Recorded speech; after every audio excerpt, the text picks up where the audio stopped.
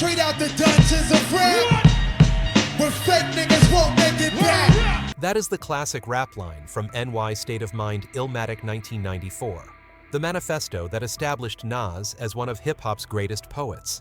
From Illmatic, praised by Rolling Stone as one of the greatest rap albums of all time, to King's Disease, which earned him his first Grammy in 2021, Nas's career has spanned nearly 3 decades, with over 25 million records sold worldwide.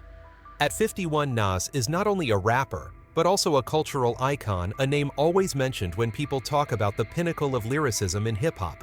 And now standing atop his legacy, he unexpectedly reveals a shocking list: the 7 rappers he once truly hated. These were not fleeting clashes, but rivals who left lasting marks on Nas's life and career, from Jay-Z, 50 Cent to Tupac. So what did these names do to earn Nas's hatred? Let's dive in and find out. Don't forget to hit subscribe and turn on the bell so you won't miss the next explosive part of this story. Jay-Z, the ether battle that defined an era. Perhaps no rivalry in rap history has been talked about as much as the feud between Nas and Jay-Z. Placing ourselves in the early 2000s, when hip-hop was exploding in sales and global influence, we can understand why this clash went far beyond an ordinary diss. At that time, Nas was already the soulful face of Queensbridge, with Illmatic 1994 often ranked among the greatest rap albums of all time. Meanwhile, Jay-Z, the Kid from Brooklyn, was climbing to the peak of power with The Blueprint 2001, which sold over 427,000 copies in its first week, coinciding with September 11th, when America was in shock. Amid that turbulence, Jay-Z dropped Takeover, aimed directly at Nas. In Takeover, Jay-Z attacked Nas mercilessly. He mocked that only Illmatic was truly outstanding while the later albums were garbage. Jay even went further by dragging Nas's private life into his verses. In hip-hop culture, diss tracks were not rare, but few dared to go straight at a living icon. The question then was, could Nas muster enough strength to fight back, or would he be buried under the gunfire of the man ruling the Billboard charts? The answer came at the end of 2001, when Nas released Ether on his album Stillmatic. Ether instantly caused an explosion. On Hot 97, radio DJs and listeners even voted on whether Takeover or Ether was the stronger diss. The majority chose Nas. In over 4 minutes, Nas struck directly, accusing Jay-Z of stealing styles, calling him fake, and elevating mockery into the art of wordplay. From then on, the word ether became popular slang, meaning to destroy someone with rap. The battle didn't stop at those 2 tracks. Jay-Z quickly responded with Super Ugly, a diss so personal that even his own mother told him to apologize publicly for going too far. Nas, in turn, added more fuel to the fire, with Last Real Nigga Alive asserting himself as the last one keeping rap real, while dissecting Jay-Z's rise as that of a latecomer. The Nas versus Jay-Z rivalry dominated media headlines and boosted both their album sales. Stillmatic sold over 2 million copies in the US, proving Nas was far from washed up. Remarkably, after years of trading insults, the two surprised everyone in 2005 when they appeared together on Jay-Z's I Declare War tour. Their handshake on stage shocked the world. 2 infamous rivals now united. Critics hailed it as the greatest peace moment in hip-hop. Later, they even collaborated on tracks like Black Republicans 2006 and Success 2007. Perhaps it was this very conflict that elevated them both competition, that pushed hip-hop to a higher artistic level. From a fan's perspective, the story also revealed the deeper tension between the streets represented by Nas and the corporate world, where Jay-Z solidified himself as a mogul. As rap evolved into a billion-dollar industry, the question remained, does authenticity matter more than business savvy? That debate continues every time Ether and Takeover are compared. Today, with both men in their 50s, the feud is remembered as an essential chapter in hip-hop history. Nas once said, "We went through a great moment of rap that was emceeing at its peak. It was thanks to Jay-Z that Nas created Ether, and thanks to Nas that Jay-Z proved he was no pushover." These two once sworn enemies helped each other etch their names deeper into legend. So after settling the feud with Jay-Z and closing that chapter, who else did Nas have to confront? The next name is one that cuts even deeper. 50 Cent, the protege he once supported, who later turned into an adversary. Was that story even fiercer, or simply another form of brotherhood betrayal? 50 Cent, from protege to rival. In the late 1990s, 50 Cent was just a shadowy name in New York's rap scene. He was born in South Jamaica, Queens, just a short distance from Nas's hometown of Queensbridge. That shared geography and neighborhood spirit brought them together early on. Nas appeared alongside 50, brought him to shows, and even introduced him to influential figures in the industry. For a young talent struggling to find his place, it was a golden opportunity.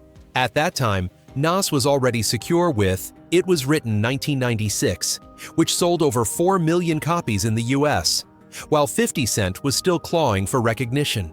This contrast made Nas's support all the more meaningful. Many fans believed that without the Queensbridge elders backing, 50's path would have been far harsher. But showbiz is ruthless. The first crack reportedly came when 50 Cent's verse on a Jennifer Lopez remix 2001 was cut. Rumors spread quickly that it was Nas who didn't want his protege to appear next to him. Whether true or not for 50, it was a stinging blow. The man who once lifted him up was now the one holding him back. From that moment, his attitude toward Nas shifted. In his mixtapes, 50 Cent began lacing in provocative lines, subtle shots at his mentor. By the time Get Rich or Die Tryin', 2003 dropped selling over 872,000 copies. In its first week, a record at the time, 50 had stepped fully into the spotlight. His stature was now big enough to turn private grievances into public feuds. No longer bound by old loyalty, the two traded barbs on radio shows and in songs. 50 Cent's style was blunt and brash. Nas's responses were fewer, but when they came, they cut deep. New York's press from 2002-2004 constantly mentioned their names, sometimes even using headlines like Queensbridge Civil War. People began to ask, was this a PR stunt? But to those who witnessed it, the tension was real. Both wanted to prove who was the true king of Queens. For 50, defeating Nas meant stepping out of his shadow. For Nas, betrayal from a protege was bitter to swallow. And yet, hip-hop always leaves room for change. As 50 became absorbed with G-Unit and his business empire, and Nas focused on strengthening his legacy with projects like Hip Hop Is Dead, 2006, and Life Is Good, 2012, the tension cooled. Their reconciliation peaked at Summer Jam 2014 when they shook hands, publicly signaling the end of hostilities. The twist came over a decade later when news broke that 50 Cent would feature on King's Disease 4, the album series that brought Nas his Grammy. From enemies back to collaborators, something few would have imagined in the early 2000s. Looking back, the Nas-50 Cent feud was never just personal animosity. It reflected generational and philosophical divides. Nas, the street poet, prized lyrical depth. 50 embodied an era of rap driven by market forces, gangsta image, and money-making prowess. When two value systems collide, conflict is inevitable. But this relationship also illustrates growth. In their 20s and 30s, they fired shots in rhyme. In their 40s and 50s, they chose to share a studio. Perhaps maturity isn't about avoiding conflict, but about transforming it into fuel for the future. Would Nas and 50 still be remembered so vividly today without those years of brotherly warfare? And aren't those scars from the past exactly what made them respected in the community? Whatever the answer, this story broadens the picture from rebellious proteges. We turn to an even younger generation artists bold enough to challenge a legend outright. Among them, one voice stood out in 2022 with a single comment that shook the rap world and forced Nas to respond in an entirely unexpected way. Noreaga, a friendship torn apart. Some conflicts in rap are born from battles for fame, but others cut deeper because they come from friendship. For Nas, his story with Noreaga, also known as Noreaga, is the clearest example. Both came from Queens, once stood side by side on joint projects, but a string of misunderstandings and the pressure of the rap industry turned brotherhood into rivalry. In the 1990s, as Nas was shaping his legacy with Illmatic and It Was Written, Noreaga was rising with the duo Capone and Noreaga CNN. They shared the same roots, raised in poor Queens neighborhoods using rap to tell the stories of the streets. Nas saw Noreaga as an ally, not just for his talent, but for their geographic bond and sense of kinship. Yet this seemingly solid foundation was tested by the harsh complexities of the music industry. One turning point was The Firm, a project featuring Nas, AZ, Foxy Brown. And at first, Noreaga, although the concept sounded promising, The Firm quickly collapsed due to clashing personalities and directions. Nore lost his place in the project, planting seeds of resentment. The breaking point came when Nore gave an interview on Power 105 radio in the late 1990s. What might have been spontaneous remarks were amplified by the media into flames of hostility. In the public eye, their friendship appeared beyond repair. Afterward, songs and verses from both sides surfaced with sly jabs. Though it never erupted into a full-scale diss war like Nas versus Jay-Z, the tension simmered for a decade. For Nore, those were the darkest years. He admitted that failing to reconcile with Nas plunged him into a personal crisis. For Nas, silence often became his response, a silence heavier than any scathing bar. But time has a way of healing fractures. By 2015, the two unexpectedly reunited on stage in Miami. Fans were stunned to see Nore and Nas hugging, performing as if there had never been bad blood. Nore confessed emotionally, "Only after making peace with Nas did my life feel bright again." For Nas, that moment was more than the end of a feud. It was a reminder that in rap, some values matter more than winning, like humanity and brotherhood. From another angle, this relationship showed the dark side of friendship in rap. When fame and ego interfere, even family can become foes. Yet it also proved both had grown. They learned to reflect, to forgive, and let music mend broken bonds. And from the story with Nore, one truth becomes clear. Nas didn't just face blows from rivals. He also endured the pain of being misunderstood by friends. But if a friendship could be restored after decades, what happens when outsiders openly challenge and dismiss Nas's entire legacy? Enter Jim Jones, the New York upstart, who boldly declared he was greater than Nas on the charts. Was this simply bravado or a new kind of generational clash? Jim Jones, the protege's provocation. In the history of New York rap, it is rare for a younger rapper to openly compare himself to and even claim superiority over a legend like Nas. Yet Jim Jones, a veteran member of the Diplomats' Dipset, did exactly that in 2022, and his words instantly became the center of controversy. During an online chat, when asked who had more influence, Jim confidently asserted that he had more hits, was mentioned more often by current audiences, and therefore was more deserving than Nas. He cited his Billboard achievements, compared top 10 placements, and boldly declared that he still kept the streets alive better than the Queensbridge Elder. For Jim, Nas was a monument of the past, while he was the one living in the present. That statement was like a spark in a powder keg.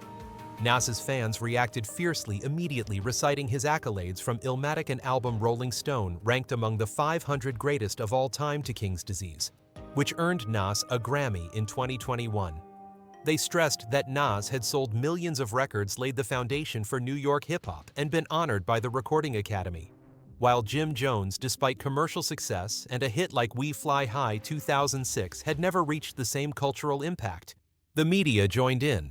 Some critics argued that Jim was only trying to create buzz, rather than truly believing he was above Nas. After all, Nas had sold more than 25 million albums worldwide, while Jim Jones, though notable, was still considered a second-tier figure in hip-hop history. However, others defended Jim, suggesting his comparison came from the notion of being relevant, present in today's rap culture. And in that sense, Jim did indeed have recent hits more visible to younger audiences. What drew the most attention was Nas's response, or lack thereof. Amid the media storm, he stayed completely silent. No tweets, no interviews, no rebuttals. That silence only fueled the debate. Did Nas see Jim's words as mere noise not worth his attention? Or was it his way of maintaining the posture of a master, letting music and legacy speak for themselves? Many fans called it a silent counterattack. While Jim struggled to explain, Nas calmly kept making music, winning awards, and letting the audience compare for themselves. This story went beyond personal conflict. It highlighted the generational gap in New York rap. For Jim Jones, success was measured by numbers and charts. For Nas, it lay in legacy and long-term influence. It raised a bigger question for hip-hop in a culture that is both art and industry. What matters more, the relevance of today or the stature that stands the test of time? Whatever the outcome, the clash with Jim Jones showed that Nas no longer needed noisy beefs to defend himself. In his 50s, he proved that silence could be the most powerful response. Ironically, the incident brought Nas's legacy back into the spotlight, reaffirming that he remains irreplaceable. Yet if Jim Jones represented the loud provocations of a younger generation in the past, Nas had faced a very different kind of adversary, a West Coast legend named Tupac Shakur. That feud, unlike the noise of Jim's words, left Nas with an unhealed wound, a conflict never resolved, cut short by tragedy. What exactly happened in Tupac's final days? When Nas's name surfaced in his last verses, Tupac Shakur, the unfinished feud. Among all of Nas's career rivalries, perhaps none carries as much regret and ambiguity as his relationship with Tupac Shakur.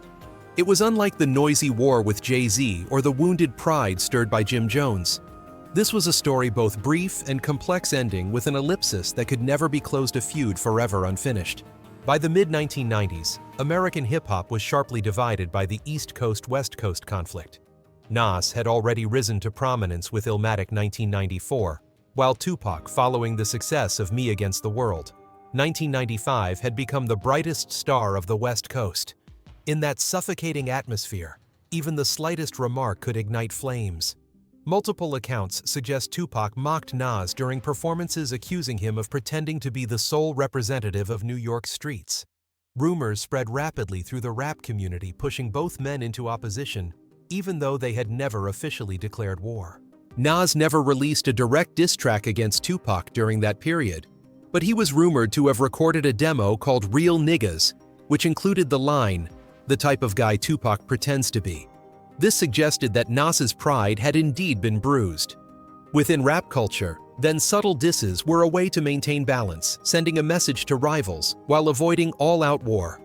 But amid the tense East versus West climate, even the slightest hint could be magnified into open conflict. In September 1996, Nas and Tupac encountered each other at Bryant Park in New York during a large rap event. Witnesses recall Tupac initiating the conversation, addressing the rumors directly. The two nearly resolved their differences on the spot. Nas reportedly expressed respect, insisting he never intended to attack Tupac. Tragically, only 9 days later, Tupac was gunned down in Las Vegas. Any chance of publicly burying the hatchet vanished instantly. What complicated matters further was the release of Tupac's posthumous album, The Don Killuminati, The 7-Day Theory, under the alias Machiavelli.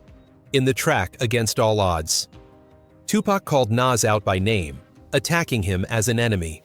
It was both the first and last time Tupac dissed Nas openly, but it came only after his death.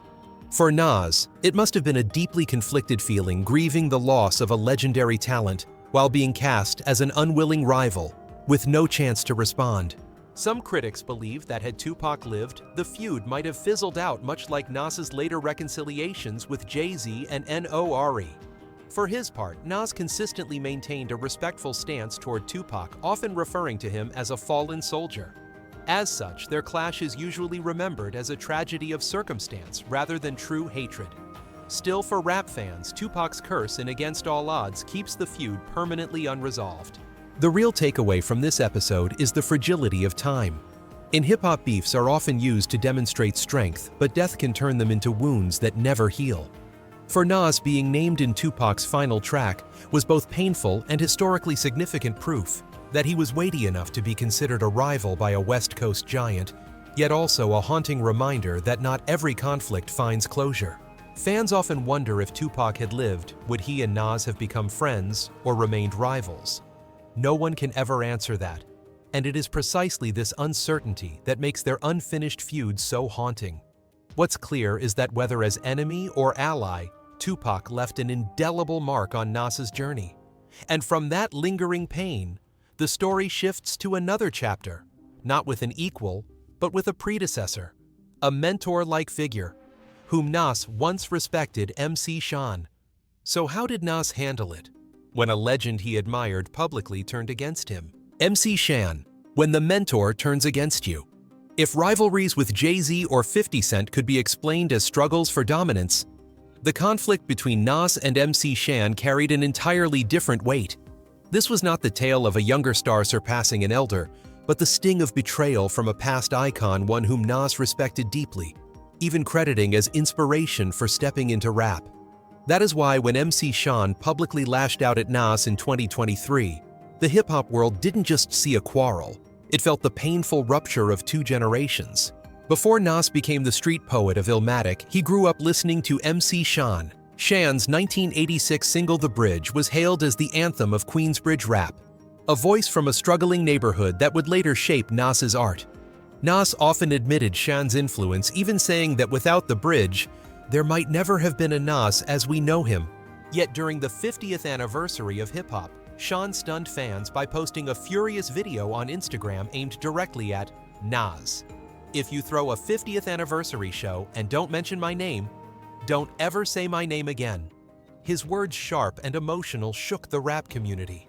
It was true in the major events Nas helped organize, Shan had not been invited. For Shan, that felt like betrayal, once an inspiration now cast aside. Once again, Nas chose silence. No rebuttal, no clarification, just silence. His fans defended him, arguing it was impossible to invite every pioneer to such events, while others sympathized with Shan, calling it an unfair erasure of a trailblazer. In this clash of views, Nas remained the unmoved monument, refusing to be dragged into public brawls.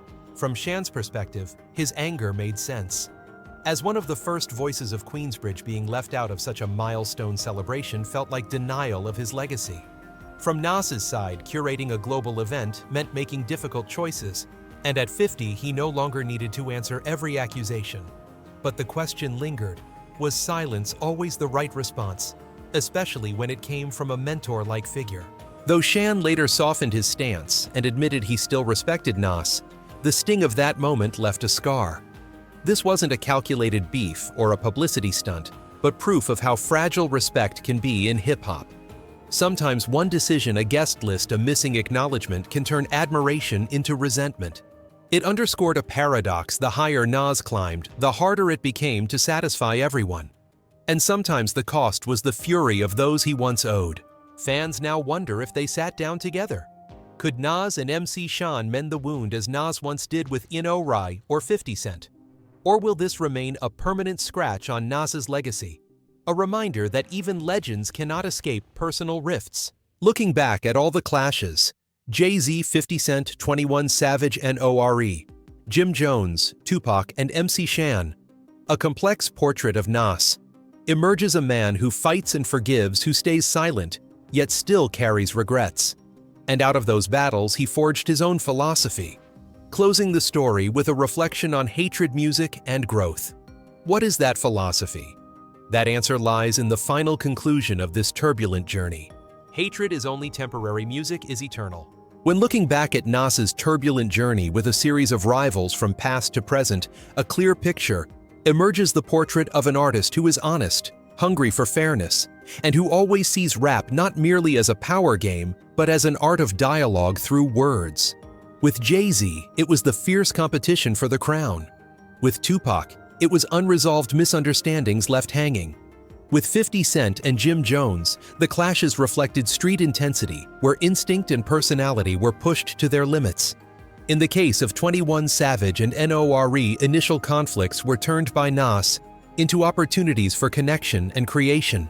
And finally, with MC Shan, the matter was no longer just a simple beef, but revealed a painful story of generational divide, where a mentor indirectly felt forgotten by his protege. Together, these fragments create a complex yet meaningful journey of a hip-hop legend. The common thread in every confrontation is that Nas never avoided them. He might choose silence, he might release a response track, but in every approach one could sense his resolute attitude, transforming tension into artistic material. When the rap world was shaken by Ether, his counterstrike at Jay-Z, it wasn't merely about taking down an opponent, but about demonstrating the power of lyricism. When 21 Savage called him outdated instead of falling into the cycle of attacks, Nas extended his hand and collaborated on One Mic, One Gun, proving that conflict can be resolved through music. This shows that for Nas, beef was not just a battle, but also a test of resilience, creativity, and transformation. Nas's attitude becomes even clearer when placed within the wider context of hip-hop. For half a century, rap culture has been tied to confrontation. Beef is where artists prove their talent, a spark for public debate, but also a double-edged sword that can end careers. After nearly 3 decades on the front line, Nas seems to have found a philosophy of balance. Hatred is only temporary, while music is eternal. That is why he never lets himself be consumed by bitterness, but instead steps beyond it through creativity. His forgiveness toward Noreaga, his indirect reconciliations with younger peers, or even his choice not to argue with MC Shan despite criticism, all reveal a single decision: let music speak louder than words. Another important detail is that Nas always remains truthful. He does not avoid mentioning the past, even weaving those scars into his work. This is the courage of an artist who understands that art is not only for entertainment, but also a mirror of real life. Because of this, each confrontation becomes a unique chapter in Nas's legacy, both brutal and thought-provoking. At 51, as his career enters its mature chapter, Nas no longer needs battles to prove himself. Instead, he uses the memory of those conflicts to reinforce his position, as if to show that beyond hatred, only art endures. Looking deeper, this journey reflects a rule: the higher you stand, the harder it is to please everyone. Nas may have thrilled fans by defeating Jay-Z with Ether, but he was criticized for ignoring MC Shan during hip-hop's 50th anniversary. He moved the community by shaking hands with 21 Savage, yet Tupac once saw him as fake amid the East Coast-West Coast tension. Each event generated mixed reactions, but from those contradictions, Nas built a layered, complex image, not merely a hero or villain, but a real human being full of wounds, pride, and maturity. What sets Nas apart is his ability to turn every conflict into part of his legacy. Without Ether, his name might not rival Jay-Z's in rap history. Without One Mic, One Gun, the younger generation might think he was irrelevant. And without MC Shan's criticisms, people would not see the fragility of the bonds between rap generations. In other words, each beef, whether painful or glorious, added a piece to the complete portrait of Nas we see today. Ultimately, what stands out most is this: Nas never let hatred define his career. On the contrary, he used it to highlight his undying love for hip-hop. From Illmatic, praised by Rolling Stone as the greatest rap album of all time, to King's Disease, which finally earned him a Grammy nearly 3 decades into his career, Nas's journey conveys one consistent message: music is salvation. It is what remains after every beef, every rumor, and even after unhealed departures, such as with Tupac. That is why at 51, Nas is not only a rapper, but a cultural icon, a street poet who turned pain into legacy. So closing the story of the 7 rappers who were once enemies in Nas's eyes, we are left with one simple yet profound conclusion: hatred is temporary, but music lives forever. What endures after all disputes is not who won or lost, but the timeless rap tracks and songs that keep hip-hop flowing through the veins of popular culture. And that is Nas's greatest legacy, not only for the rap world, but for anyone who believes that art can rise above hatred. So if you want more untold stories, raw truths, and the hidden chapters of hip-hop that never made the headlines, smash that like button, hit subscribe, and ring the bell. Because trust me, you don't want to miss what's coming next. All data, analysis, and commentary in this video are presented based on information available at the time of production.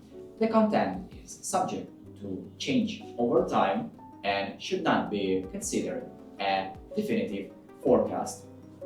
There is still so much more to explore: stories of resilience, legacy, and truth. Feel free to dive into some of our top recommended videos now appearing on your screen.